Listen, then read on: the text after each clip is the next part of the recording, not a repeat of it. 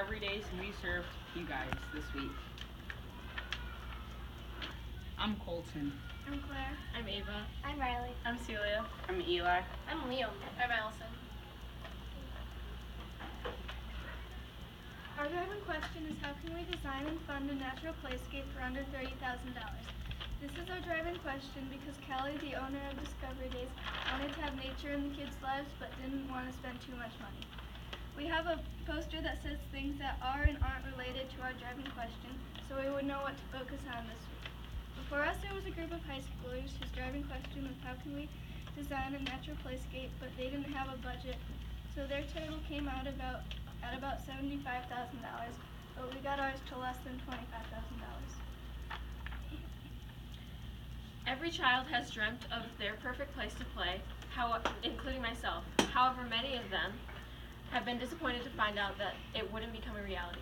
But for the kids at Discovery Days, that won't be a problem. A playscape is ever-changing, which means it changes as often as their dreams do, whether you want it to be a rocket ship or a princess castle. That's one of the reasons playscapes should be used over playgrounds. Another reason, which we got from one of our sources, Allison, who works at Allendale Christian Schools, is that kids never get bored on a playscape. Whereas when we observed the kids playing on the playground at Discovery Days, we noticed that many of them, instead of playing with gusto, were standing around not really doing much. You could tell they were bored. The final reason playscapes should be used over playgrounds is their impact on the environment. Playscapes are made of mostly natural materials, and they have plants in them, which will help reduce Discovery Days' carbon footprint. But the plastic formations in playgrounds do nothing good for the environment. There's multiple educational benefits for playscapes. For one reason is the kids can use their creative and their imagination while they're playing. And we also have the outdoor classroom, which allows teachers to go out and teach the kids whatever they need to learn that day out there. We also have, we'll have numbers and letters on the fence and on the wooden stumps in the outdoor classroom. Those are going to be the seats for the kids, and we will have letters and numbers written on those as well. Basically what this slide says is how the research shows that the kids has many educational benefits for running around and using their physical activity and being outdoors. It really helps their brain. Before we decided what we needed in our playscape, we had to talk to the kids and staff and found out what their needs are and how we could meet their needs. So when we talked to the kids and the staff, it was really eye-opening because we got to find out things that we would have never known before if we didn't talk to them. And after we talked to them, we called some local businesses who had playscapes, and we asked them what they had in their playscape and why they had it, so then we could get some more ideas. This is our prototype. Everything here was requested by either the kids at Discovery Days or the staff. The entrance is over here. Then we have hammocks, an infant area with baby swings, storage sheds, a tunnel for kids to go through, a slide, tires for kids to climb on, a play kitchen, balance beams, a water area for kids to play in with a bridge over the top. A pine tree was requested for kids to decorate in the winter, an outdoor classroom, a sandbox, a table for kids to use to mix sand and water. And later, we're gonna bring you guys outside to see where everything's gonna be, because we spray painted where the playscape is gonna be outside. This was the previous group's design of what Claire talked about, the group before us. They're similar, but like she said that they didn't have a budget, so it was a lot more expensive than ours.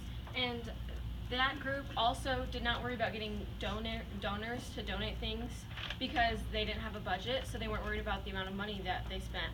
But while we had a lot of the same things they did, we budgeted much better, and we had a lot of people willing to donate, so we ended up getting it for a much cheaper price.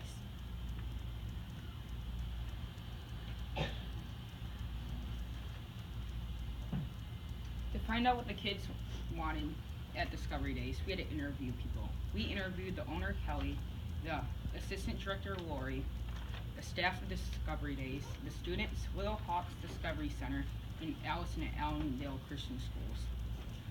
A few things that we had noticed while we were interviewing the kids was that they were very excited and pumped up for their new playscape. The teachers were also very excited for it, however, safety was their top concern. The kids were very respectful in thinking about what they could have on their new playscape, which would be appropriate and safe for all ages. So we had to stay within our budget, but still get good quality materials for the playscape. We actually visited a different playscape to get ideas, and they actually had a quote for about $1 million. So we really tried to get the price down. One way we got the price down was we got a lot of donators we got a lot of donations from businesses, which brought the price down by a lot. Another way we saved money was we made a lot of the materials, such as the sandbox and the chalkboard DIY, which is do it yourself. We made a lot of the materials DIY because a lot of the kids in Discovery Days said that they wanted to build something for the playscape. So we thought this would be a fun and easy way to save money and to get the kids involved in the playscape. One last way we saved money was we started comparing prices to make sure that we were saving money. For example, we found a slide for about $280, but we found a similar slide for about $4,000. So in the end, we had a budget of $30,000, and we got the price down to $5,577.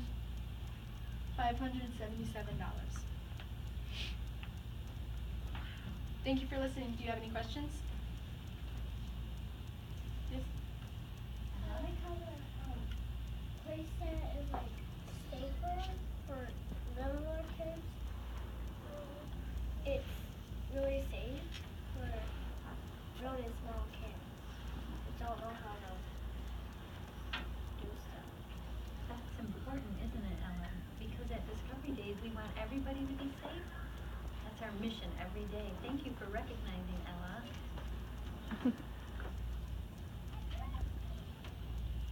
I'd like to hear more about the specific areas and what your plans are on those areas for the types of things that we want to build. What are you thinking?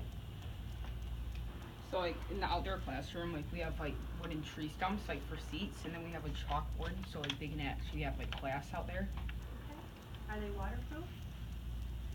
The chalkboard actually was donated from Kelly's church that she went to, Oh. and then we can find the tree stumps at Jenison Tree Service. Okay. Have you guys thought about shade at all for when it's hot like today? Yes, we actually have taken one of your ideas from the book, the binder you guys gave us full of them, and above the sandbox there's going to be a canopy so that they can sit under there and have shade. And of course when the pine tree gets big enough, that will provide more.